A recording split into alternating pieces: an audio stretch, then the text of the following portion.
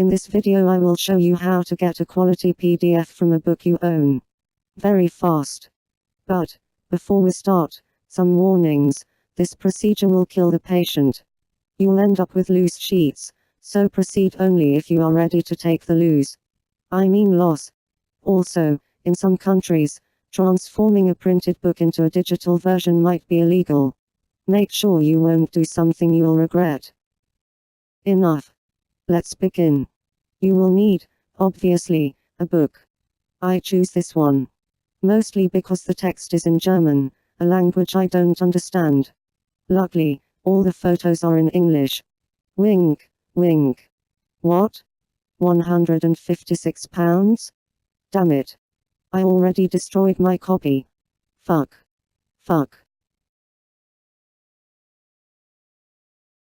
Yeah, so you will also need a cutter and a steel ruler. £156, fuck. And the most important part, the scanner. Any type will do, as long as it can auto-feed, and scan dual side at one pass. I use a Fujitsu ScanSnap 500, link in the description.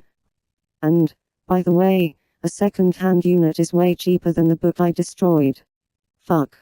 £156, fuck.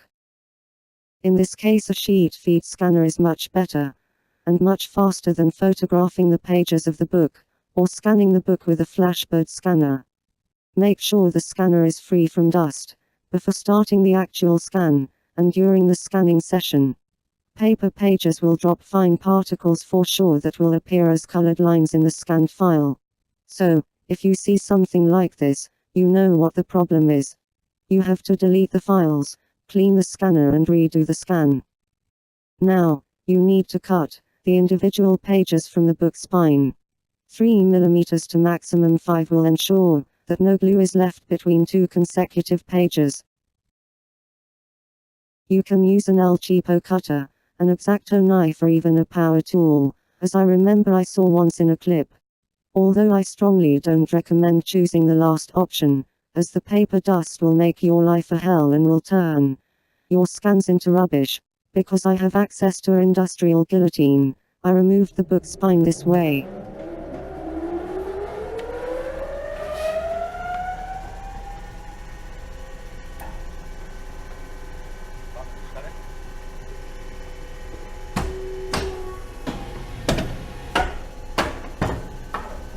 Yes, this is all it takes to get a clean cut.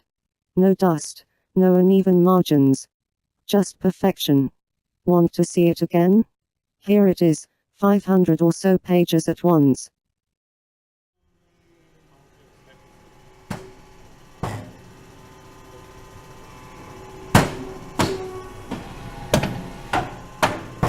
Again, make sure that there is no glue left behind.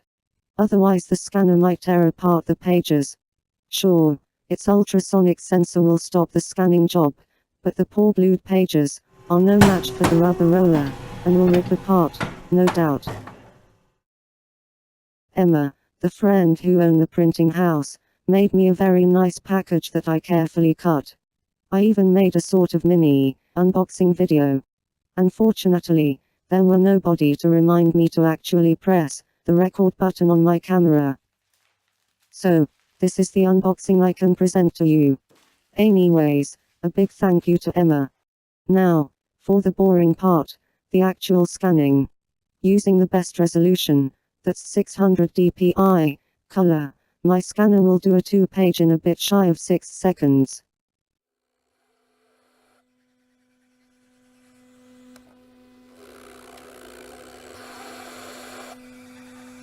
So, my 764 pages long book will scan in a bit less than 40 minutes.